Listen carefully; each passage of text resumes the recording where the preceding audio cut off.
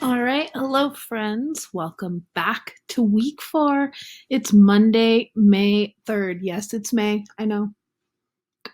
Wild times, guys. This week, we are taking a full on switch and we are moving to geometry. I'm going to have some fun there before we head back into fractions and decimals and all that fun. I was really kind of in a little funk. I felt like last week was really, really heavy with all the multiplication work. And to be truthful, I kind of wanted and needed a break. So Miss Princell decided that angles was kind of my answer and feeling, and I'm hoping you guys will enjoy that switch as well.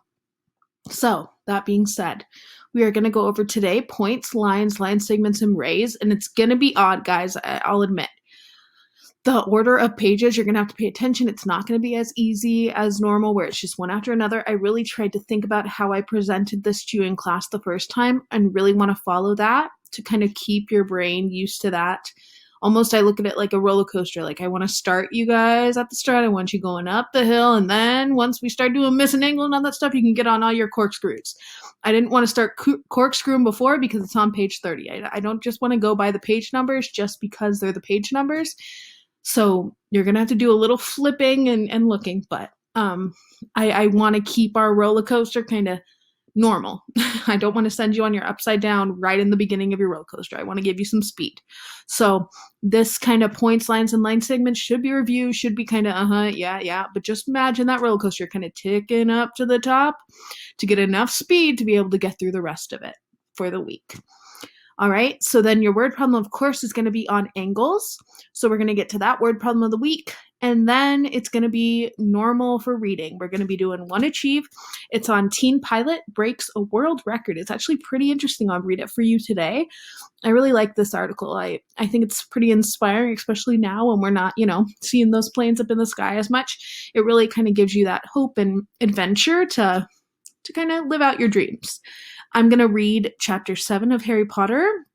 That will come at the end. And then for power writing, we're on day 14. And your cursive or journaling about your day, of course, is always in those packets for you. All right, let's get started. Somebody once asked me to quickly say my facts. Threes! I said no sweat, I know threes by heart. You see, first up is 3 times 1, which is 3. That's an easy one, so what's Here next? we go, page 33, points, lines, line segments, and rays. So as you see, we're on Monday math, and it's exactly what I just said. You're going to see your points, lines, line segments, and rays page right here. This is what you're looking for in that packet. And online, it's Monday Math, May 3rd on your Google Classroom, or the form is clickable right here. So let's start with our vocab. Vocab, super, super important in geometry. It's what we lean on. I know sometimes it's difficult because it's kind of like, well, why is it a point? Why is it a line segment? Guys, some very, very smart Greek philosophers sat down, figured this stuff out, and this is just how we follow these rules. Architects follow these rules. Everything kind of relies on this. So we just learn the vocabulary, understand it, and apply it. So for point, it means a precise location or spot in the plane. So, my kids, you should be kind of looking like you're punching something in the air. Make sure it's not your computer or anybody around you, but do those movements that we did in class. Those are what trigger your kind of memory to remember. A point is that hand in a fist. It's just a point. It's a precise location or spot. Remember that it's super important with geometry that we know how to label. Because if we're not labeling, how are we going to know what we're talking about? We don't. And especially on a test, if I ask you for a point, you can't just circle a point. Anybody can circle a point. You're going to say point, and put F. So those labels are very important. They're there for a reason. So that being said, let's move on. Now we have a line. And why I said they're important, remember those annotations. When you say and represent MN as a line, you're going to see that at the ends it has arrows on either side. That is essential for you to know when you see this alone that you're dealing with a line. Not a line segment or not a ray, it's a line. So those arrows make a difference. And a line means a straight path with no thickness that extends in both directions without end. So a line is going on and on and on and on and on and on and on in both directions without end. Hence why you need arrows at either end. You're going to go, but there's points. Yes, of course, that's how you're labeling these, but you know that, yeah, the points are there, but it continues on. It keeps going because there's the arrows, just like Y and Z. There are points on the line. Yes, indeed, that's how you know what you're talking about, but they don't stop there. It doesn't just stop at Y and stop at Z because it wouldn't be a line. A line keeps going on and on and on in both directions. So you would have your hands out and you would have it kind of flat. Your fingers look like they're pointing. You're not going to have a fist because we don't have a point at either end. We have the line that goes on and on and on. And like I would say in class, I would stand up and I would have my arms out and I would say, this line is going straight through Miss Cortez's room all the way across, and it's going straight through Mr. Fan's class all the way down by Miss Treater's, all the way down the street, maybe through. I know Anthony lives on that street. Who else? Oh, I don't know who else lives right on that street, but it will keep on going and going, and it will go all the way up to LA. I mean, the line goes on and on. Same with the direction of the one that's going towards Miss Cortez's room. Then it's going to go through the parking lot. Then it's going to go all the way down. It'll probably go close to by where the pool, where we swam. I mean, this line is going to keep going and going and going. It does not end. Now, a line segment. The name of this line segment is XY. And I want you to take a minute and go, well, Miss Princell, what is the difference between YZ and XY? It's dots and a line with arrows. I thought you said it couldn't have arrows. Well, this line segment is a part of a line connected by 2 points. So now we are talking about X and Y. And it is the line that is between these 2 points, which means when you represent a line segment, you're not going to have 2 flat kind of arrows going in both directions all the way down. You are going to be stopping right at the ends of, when I do it in class, your fingers. So you're going to make your fist and it stops there, and you make your T, but it stops on the other side, and you are the line segment. That is X to Y. Y is one fist, X is the other. Make your line with the T straight across, and that is representing your line segment. It stops and it's connected by 2 points. So it stops here and it stops there. Now, a ray is a mix because if you see, it has one arrow, which means it's a straight path that extends endlessly in one direction. So if you see, you have A, which is a point, so you would make a fist, and then with your other hand, you put up your T again, but that other hand would have one hand that is flat because one way it's going. So my hand isn't, if you think of A and B in class, and I was standing in the front of the room by the TV, you're going to have the fists kind of leaning towards Mr. Fan's room, and that's not ever going to hit Mr. Fan's classroom because it stops. But my B line is going to go all the way through Miss Cortez's room and all the way down by the pool and all the way down to TJ in Mexico and keep going and going and going and going. So it's one side, a straight path that extends endlessly in only one direction. And your annotation is one arrow and not two. 2 arrows above this AB would be a line. No arrows would be a line segment, and 1 arrow is a ray. All right, so now it's time to practice before you go off and do your own page for yourself. So this first problem says, highlight the points in both shapes. I want us to start here and do this one together, and then I'm going to pause and give you time to either take out a sheet of paper, take out a whiteboard, whatever that looks like for you to work and work through it. I'm going to give you time to do so, but I want to give you an example first so that it's clear that what you're expected to do second. So in this first shape, it says highlight the points in both shapes. So why is the point orange, Ms. Princell? Just because I like to use color for you to kind of see these different vocab words. There's no real reason. I just chose orange because I could. So for now, point is going to be orange. I identified a point in this shape. These 2 lines come together and they come together at a point. All right, fine. Are there other points in this shape? Dora. I'm being Dora right now, so you think, and then you say the answer out loud to me. And your answer should have been yes. There are more points. Okay, there's more points there and there and there because they're all kind of the same thing, Miss Princell. They all come together in the T, bing, bing, bing. Is there more? Dora the Explorer activated mode? Waiting for your answer. And it should have been a Yes, there are points there and there and there and there and there and there and there and there and there and there and there and there. All of those are points. Now, I know some of you are thinking, okay, well, Miss Princell, we learned about angles. We already learned about angles. I know this is just review. Well, yes, guys, we learned about angles, and there's rays, and the rays come together at a point, and at that point where the two rays come together is an angle. So, Miss Princell, I know that because I know these are all angles, so of course there's points everywhere. Yes, I am cheering for you. Of course, yes, that knowledge is great, but there's also that simple way that you could say, I was absent or I just don't remember that completely, and that's fine. You're just identifying where these lines come together. They're going to come together at a point, and that's where that next line comes. And then a point, next line, point, you're identifying that idea. So, of course, the angle idea, yes, yes, yes. If we were in class, I would give you a nice little star and tell you, thank you for making that connection, even though it kind of seems like you're psychic because we're not there yet in the review part. So you're kind of jumping ahead. But that kind of knowledge is perfect, and you can use that today because we're not going to ignore what we already know. We're reviewing. So that being said, now it's your turn with this shape. Your job right now is to pause and identify all of the points in this shape below. All right, please pause and try it yourself. Welcome back. And now let's reveal what we were working with. All right, we had a point at this, here, here, here, and here. So we had a total of 6 different points that you should have identified.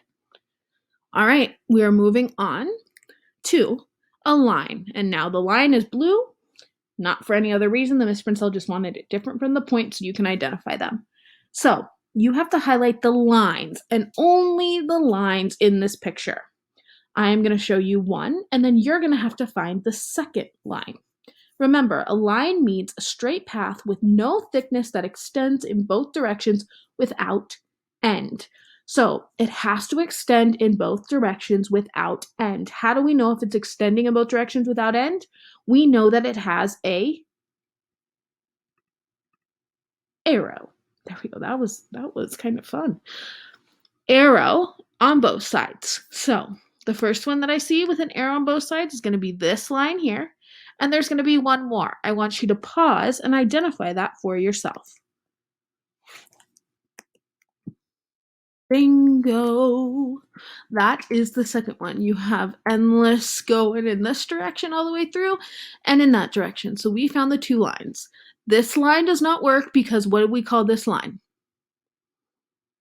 I'm playing the Dora.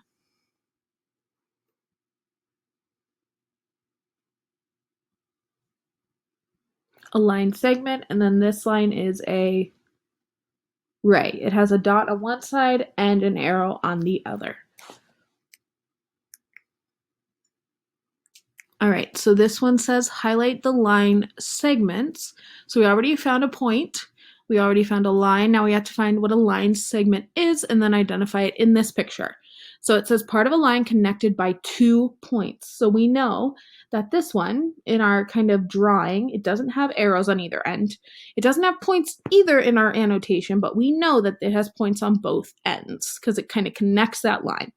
So we need to find the 2, and I'll tell you there are 2 line segments in this drawing of 4 different types of lines. So go ahead and try to find both of them.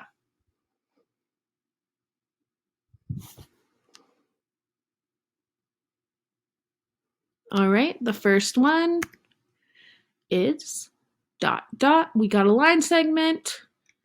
Bing, bong. And the second one, you should have paused, but if you didn't pause, go ahead. Boom. We got a dot and a dot and a line. So we have found 2 line segments. This one is not a line segment. It is actually I'll Dora wait for you guys for your response. It is a line. And the second one is a dot and an arrow. So it is a ray, the one we are moving on to now. So our last vocab word we're identifying is a straight path that extends endlessly in only one direction. So that means you have a dot on one side and an arrow on the other. So I want you to be able to identify the rays in this picture. Pause and go ahead and try.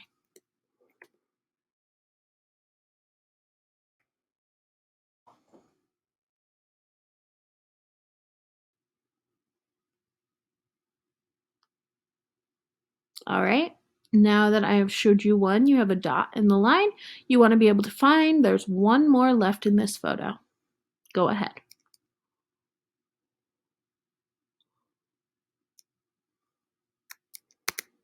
Bingo. We got the dot and the line and the dot and a line.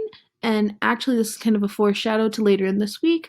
We would actually call this an, I'm pausing for you. Tell me what it is. It is an acute angle. Ready to start? Well, next to double and it's really no trouble. 3 times 2 makes 6 big bubbles. 3 times 3 is the fact real fine. Multiply and you'll find that the answer's 9. Now 3 times 4, look through the door. Do you see 12? Our problem of the week is angle MNP measures 110 degrees and angle MNO measures 80 degrees. Determine the measure of angle ONP. Explain how you know your answer is correct and how you determine your answer. Show your work below. Okay, so for this problem this week, I want to really give you the time and structure to be able to work through it. I know in previous weeks, it's been difficult to work through. So I want to kind of set you up, it being Monday, and then tomorrow I'll go over these 2 boxes and then kind of set you up with the 2 boxes and go over them. So with this first one, for today, I would say would be a feat if you pull out these important numbers and then the question you're trying to solve. That means that, especially if you want to go look at last week's video, you can kind of see that annotation process. You want to reread this, get out the different numbers that are important, kind of list them like bullets, and then figure out what you're really looking for. Because this picture, you're not just finding this whole thing or using everything, you're really becoming a detective to figure out these angles. So my request for today, if you want to kind of follow along the breakdown of this problem this week, I would pause your video, and for today, for your problem work, just kind of do these 2 boxes and just put it aside for tomorrow. I'll go over these 2 boxes and then I'll kind of prompt you on to go to the next 2. In every text you read, you must read close to see the most important point. You know that's called the main idea. One sentence that just sums it up. So let's go. Let's find the main idea.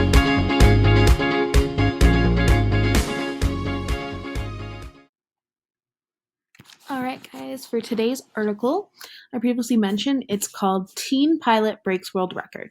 So for today, I'm going to read it aloud for you, and of course when I'm reading, I would suggest kind of that first read, second read, third read type of strategy we always use in class. So maybe the first time just listen, second time take some notes, and third time really dig deeper into that article, because tomorrow, day 2, you're going to want to go on to that activity, and those notes are only going to be helpful to you to really get those question and answers solved.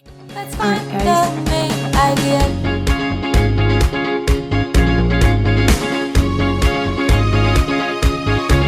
First thing you've got to do is read. Don't stop until you've read the entire thing. Then go back, reread. Right, and then today's power writing is number 14, and it is describe your favorite season, fall, spring, summer, or winter. Tell what kinds of things you like to do during that season. And I really want you guys, even though I know this summer might be a little different for us, especially with all the new stuff, it's okay guys. You can do a normal summer that maybe you get to go out and swim and do all that kind of stuff. You can have some time to kind of reflect and on memories that you like. So it doesn't just have to be some sad story on like, well, I used to.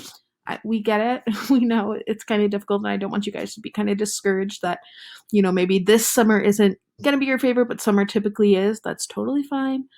I want this to be for you as every other day is. So just get your writing out, get your opinions out, and be excited about whatever season is your favorite.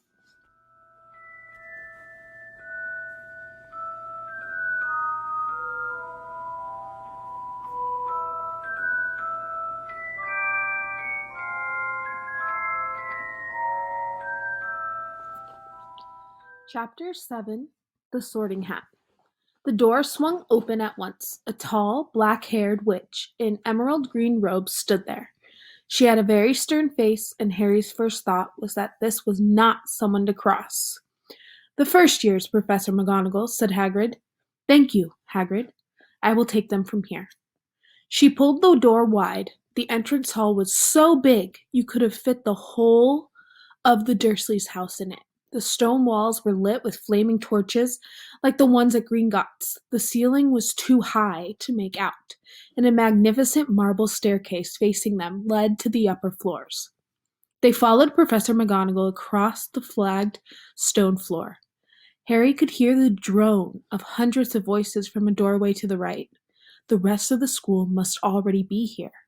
But Professor McGonagall showed the first years into a small, empty chamber off the hall. They crowded in, standing rather closer together than they would have usually done, peering about nervously. "Welcome to Hogwarts," said Professor McGonagall. "The start of term banquet will begin shortly, but before you take your seats in the Great Hall, you will be sorted into your houses. The sorting is a very important ceremony because, while you are here, your house will be something like your family within Hogwarts. You will have classes with the rest of your house, sleep in your house dormitory, and spend free time in your house common room. The 4 houses are called Gryffindor, Hufflepuff, Ravenclaw, and Slytherin. Each house has its own noble history, and each has produced outstanding witches and wizards. While you are at Hogwarts, your triumphs will earn your house points, while any rule breaking will lose house points. At the end of the year, the house with the most points is awarded the House Cup, a great honor. I hope each of you will be a credit to whichever house becomes yours. The sorting ceremony will take place in a few minutes. In front of the rest of the school, I suggest you all smarten yourselves up as much as you can while you are waiting." Her eyes lingered for a moment on Neville's cloak, which was fastened under his left ear, and on Ron's smudged nose. Harry nervously tried to flatten his hair. "I shall return when we are ready for you," said Professor McGonagall. "Please wait quietly." She left the chamber. Harry swallowed. "How exactly do they sort us into houses?" he asked Ron. "Some sort of test, I think. Fred said it hurts a lot, but I think he was joking." Harry's heart gave a horrible jolt. A test? In front of the whole school? But he didn't know any magic yet. What on earth would he have to do? He hadn't expected something like this the moment they arrived. He looked around anxiously and saw that everyone else looked terrified too. No one was talking much, except Hermione Granger, who was whispering very fast about all the spells she had learned and wondering which one she needed. Harry tried hard not to listen to her. He'd never been more nervous. Never. Not even when he had to take a school report home to the Dursleys, saying that he'd somehow turned his teacher's wig blue. He kept his eyes fixed on the door. Any second now, Professor McGonagall would come back and lead him to his doom. Then something happened that made him jump about a foot in the air. Several people behind him screamed, "What the?" He gasped. So did the people around him. About 20 ghosts had just streamed through the back wall.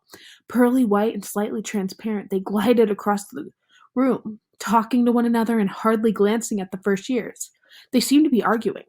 What looked like a fat little monk was saying, "Forgive and forget, I say. We ought to give him a second chance. My dear friar, haven't we given Peeves all the chances he deserves? He gives us all a bad name. And you know, he's not really even a ghost. I say, what are you all doing here?" A ghost wearing a ruff and tights had suddenly noticed the first years. Nobody answered. "New students," said the fat friar, smiling around at them. "About to be sorted, I suppose." A few people nodded mutely. "Hope to see you in Hufflepuff," said the friar. "My old house, you know." "Move along now," said a sharp voice.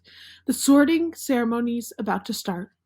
Professor McGonagall had returned. One by one, the ghosts floated away through the opposite wall. "Now form a line," Professor McGonagall told the first years, "and follow me." Feeling oddly as though his legs had turned to lead, Harry got into line behind a boy with sandy hair. with Ron behind him. They walked out of the chamber, back across the hall, and through a pair of double doors into the great hall. Harry had never even imagined such a strange and splendid place. It was lit by thousands and thousands of candles and were floating into midair over 4 long tables where the rest of the students were sitting. These tables were laid with glittering golden plates and goblets. At the top of the hall was another long table where the teachers were sitting. Professor McGonagall led the first years up here so that they came to a halt in a line facing the other students, with the teachers behind them. The hundreds of faces staring at them looked like pale lanterns in the flickering candlelight. Dotted here and there among the most students, the ghosts shone misty silver, mainly to avoid all the staring eyes. Harry looked upward and saw a velvety black ceiling dotted with stars. He heard Hermione whisper, "It's bewitched to look like the sky outside. I read about it in Hogwarts, a history." It was hard to believe there was a ceiling there at all, and that the great hall didn't simply open onto the heavens. Harry quickly looked down again as Professor McGonagall silently placed a 4-legged stool in front of the first years. On the top of the stool, she put a pointed wizard hat. This hat was patched and frayed and extremely dirty. Aunt Petunia wouldn't have let it in the house. Maybe they had to try and get a rabbit out of it. Harry thought wildly. That seemed like the sort of thing. Noticing that everyone in the hall was now staring at the hat, he stared at it too. For a few seconds there was a complete silence.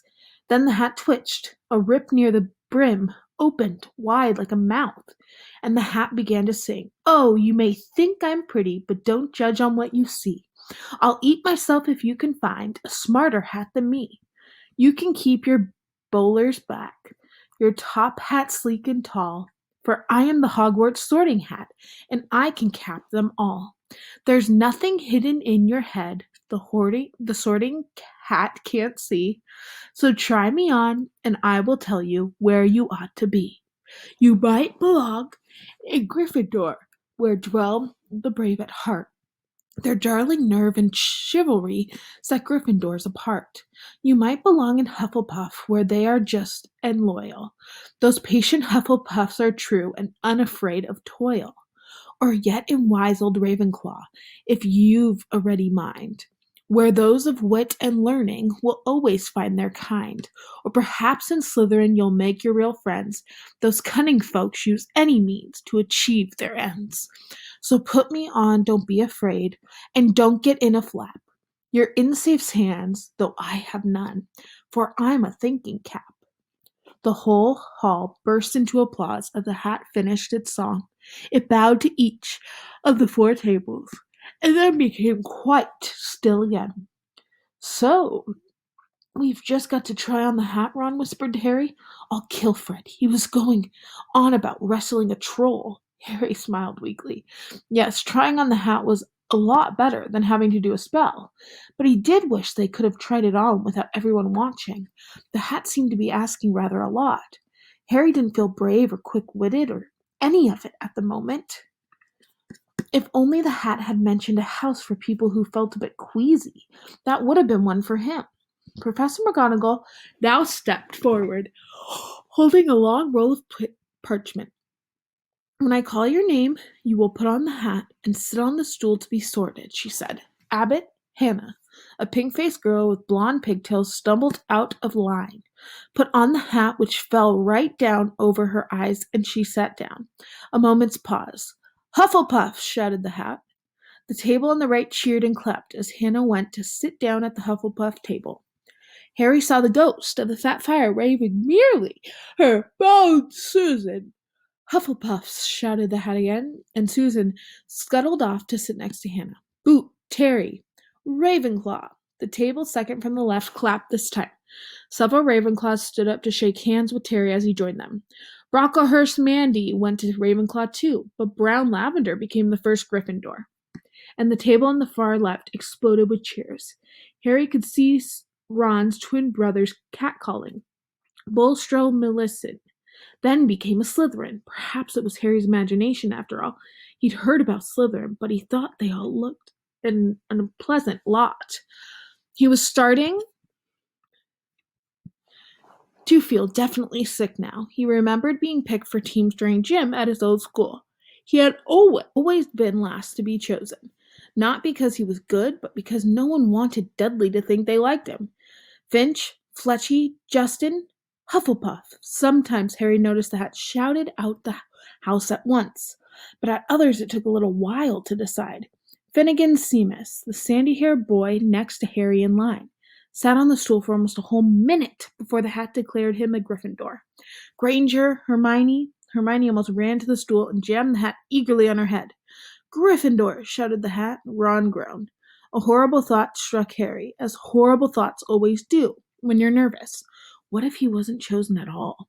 What if he just sat there with the hat over his eyes for ages until Professor McGonagall jerked it off his head and said there had obviously been a mistake, and he better get back on the train.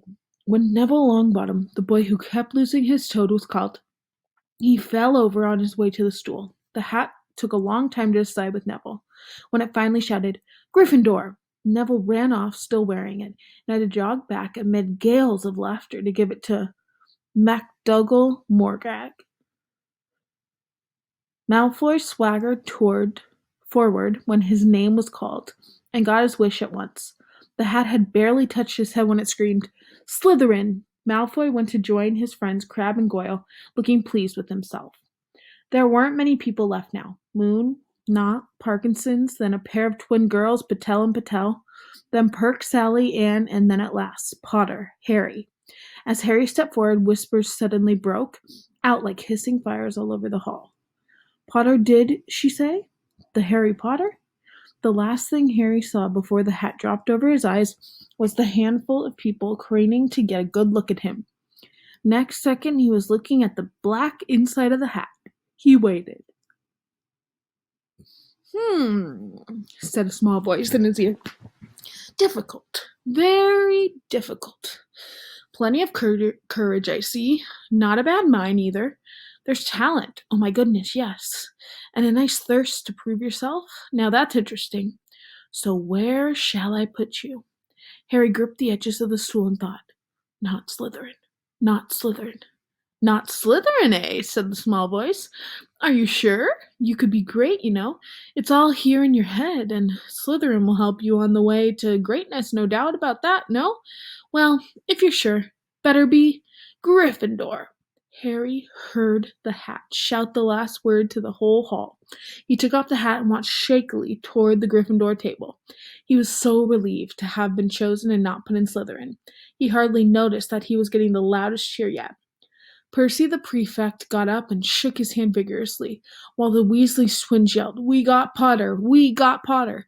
Harry sat down opposite the ghost in the rough he'd seen earlier. The ghost patted his arm, giving Harry the sudden horrible feeling he'd just plunged it into a bucket of ice-cold water.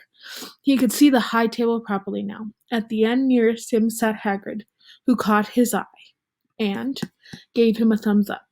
Harry grinned back, and there in the center of the high table in a large gold chair sat Albus Dumbledore. Harry recognized him at once from the card he'd gotten out of the chocolate frog on the train. Dumbledore's silver hair was the only thing in the whole hall that shone as brightly as the ghost. Harry spotted Professor Quirrell too, the nervous young man from the leaky cauldron. He was looking very peculiar in a large purple turban. And now there were only 4 people left to be sorted. Thomas Dean, a black boy even taller than Ron, joined Harry at the Gryffindor table. Turpin Lisa became a Ravenclaw, and then it was Ron's turn. He was pale green by now. Harry crossed his fingers under the table, and a second later the hat shouted, Gryffindor. Harry clapped loudly with the rest as Ron collapsed into the chair next to it. Well done, Ron. Excellent, said Percy Weasley pompously across Harry as Zambini Blaze was made a Slytherin. Professor McGonagall rolled up her scroll and took the sorting hat away. Harry looked down at his empty gold plate. He had just realized how hungry he was. The pumpkin pastry seemed ages ago. Harry clapped loudly with the rest as Ron collapsed into the chair next to him. "Well done, Ron. Excellent," said Percy Weasley pompously across to Harry as Zambini Blaze was made a Slytherin. Professor McGonagall rolled up her scroll and took the sorting hat away. Harry looked down at his empty gold plate. He had only just realized how hungry he was. The pumpkin pastry seemed ages ago. Albus Dumbledore had gotten to his feet. He was beaming at the students, his arms open wide as if nothing could have pleased him more than to see them all there. "Welcome," he said. "Welcome to a new year at Hogwarts. Before we begin our banquet, I would like to say a few words, and here they are. Nitwit, blubber, oddment, tweak, thank you." He sat back down. Everyone clapped and cheered. Harry didn't know whether to laugh or not. "Is he a bit mad?" he asked Percy uncertainly. "Mad?" said Percy airily. "He's a genius. Best wizard in the world. But he is a bit mad, yes. Potatoes. Harry?" Harry's mouth fell open. The dishes in front of him were now piled with food. He had never seen so many things he liked to eat on one table: roast beef, roast chicken, pork chops and lamb chops, sausages, bacon and steak, boiled potatoes, roasted potatoes, fries, Yorkshire pudding, peas, carrots, gravy, ketchup, and for some strange reason, peppermint humbugs. The Dursleys had never exactly starved Harry, but he'd never been allowed to eat as much as he liked. Dudley had always taken anything that Harry really wanted, even if it made him sick. Harry piled his plate with a bit of everything except the peppermints and began to eat. It was all delicious. "That does look good," said the ghost in the ruff, sadly watching Harry cut up his steak. "Can't you? I haven't eaten for nearly 500 years," said the ghost. "I don't need to, of course, but one does miss it. I don't think I've introduced myself. Sir Nicholas de Mimsy Porpington, at your service, resident ghost of Gryffindor Tower." "I know who you are," said Ron suddenly. "My brothers told me about you. You're nearly Headless Nick. I would prefer you call me Sir Nicholas de Mimsy." The ghost began stiffly, but sandy-haired Seamus Finnegan interrupted. "Nearly headless? How can you be nearly headless?" Sir Nicholas looked extremely miffed, as if their little chat wasn't going at all the way he wanted.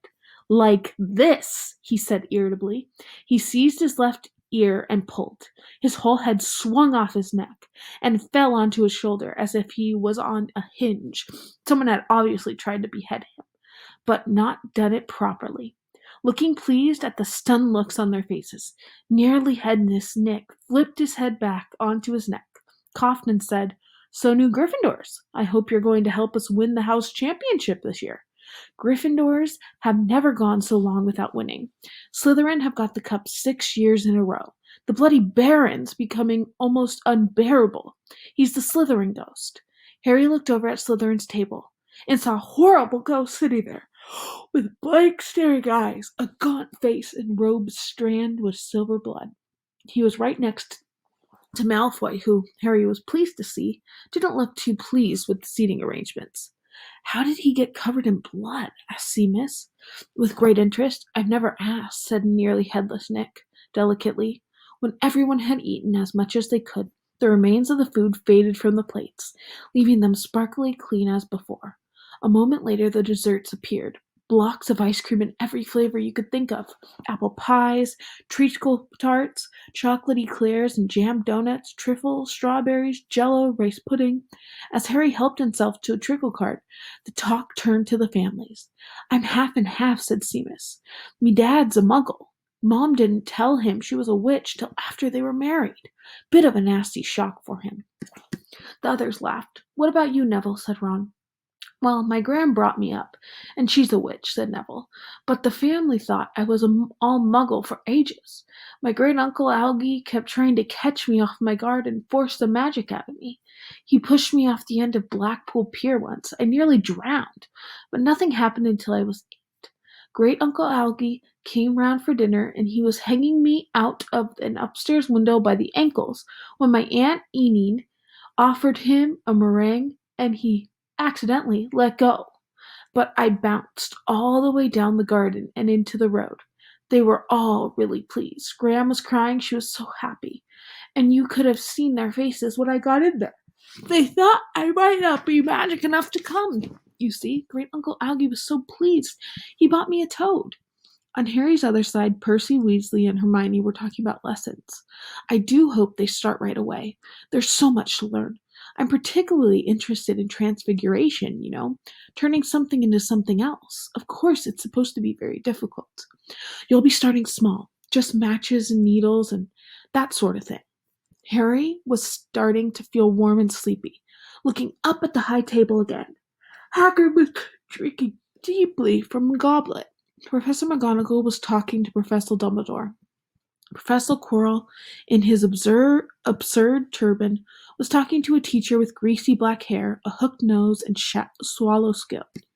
It happened very suddenly. The hook-nosed teacher looked past Quirrell's turban straight into Harry's eyes, and a sharp hot pain shot across the scar on Harry's forehead. Ouch! Harry clapped a hand to his head. What is it? Asked Percy. Nothing. The pain had gone as quickly as it had come. Harder to shake off was the feeling Harry had gotten from the teacher's look. A feeling that he didn't like Harry at all. Who's that teacher talking to Professor Quirrell? He asked Percy. Oh, you know Quirrell already, do you? No wonder he's looking so nervous. That's Professor Snape. He teaches potions, but he doesn't want to. Everyone knows he's after Quirrell's job. Knows an awful lot about the dark arts, Snape. Harry watched Snape for a while, but Snape didn't. Look at him again. At last the desserts too disappeared, and Professor Dumbledore got to his feet again. The hall fell silent. Just a few more words now that we are all fed and watered. I have a few start of term notices to give you.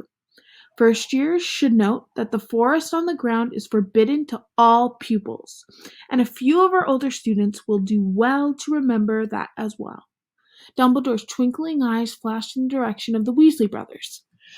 I have also been asked by Mr. Flitch, the caretaker, to remind you all that no magic should be used between classes in the corridors. Quidditch trials will be held in the second week of the term. Anyone interested in playing for their house team should contact Madame Hooch. And finally, I must tell you that this year the third floor corridor on the right-hand side is out of bounds to everyone who does not wish to die a very painful death. Harry laughed, but he was one of the few he did. He's not serious, he muttered to Percy. Must be, said Percy, frowning at Dumbledore. It's odd because he usually gives us a reason why we're not allowed to go somewhere. The forest is full of dangerous beasts, everyone knows that. I do think he might have told us prefects, at least. And now, before we go to bed, let us sing the school song, cried Dumbledore.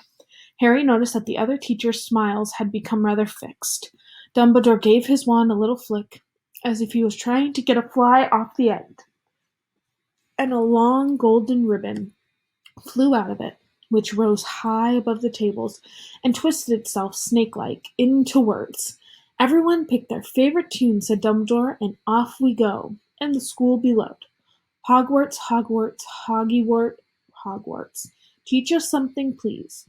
Whether we be old and bald, or young with scabby knees, our heads could do with filling with some interest stuff, for now they're bare and full of air, dead flies and bits of fluff. Those teach us things worth knowing, bring back what we've forgot. Just do your best, we'll do the rest, and learn until our brains all rot. Everybody finished the song at different times. At last only the Weasley twins were left singing to a very slow funeral march. Dumbledore conducted their few last lines with his wand, and when they had finished, he was one of those who clapped loudest. Ah, music, he said, wiping his eyes, a magic beyond all we do here. And now for bedtime. Off you trot. The Gryffindor first years followed Percy through the chattering crowds, out of the great hall, and up the marble staircase. Harry's legs were like lead again. The Gryffindor first years followed Percy through the chattering crowds, out of the great hall, and up the marble staircase. Harry's legs were like lead again, but only because he was so tired and full of food. He was too sleepy even to be surprised that the people in the portraits along the corridors whispered and pointed as they passed, or that twice Percy led them through doorways hidden behind sliding panels and hanging tapestries. They climbed more staircases, yawning and dragging their feet, and Harry was just wondering how much further they had to go when they came to a sudden halt. A bundle of walking sticks was floating in midair ahead of them, and as Percy took a step forward, them toward them, they started throwing themselves at him.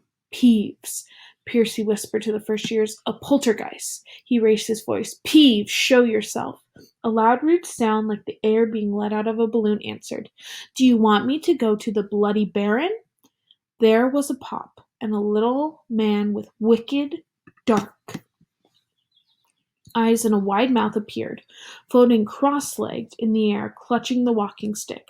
Ooh, he said with an evil cackle. Ickle firsties, what fun! He swooped suddenly at them. They all ducked. Go away, Peeves, or the Baron will hear about this. I mean it, barked Percy. Peeves stuck out his tongue and vanished, dropping to the walking sticks on Neville's head. They heard him zooming away, rattling coats of armor as he passed. You want to watch out for Peeves, said Percy, as they set off again. The Bloody Baron's the only one who can control him. He won't even listen to us prefects. Here we are. At the very end of the corridor hung a portrait of a fat woman in a pink silk dress. Password, she said. Caput Draconicus, said Percy, and the portrait swung forward to reveal a round hole in the wall. They all scrambled through it. Neville needed a leg up, and found himself in the Gryffindor's common room, a cozy room full of squashy armchairs. Percy directed the girls through one door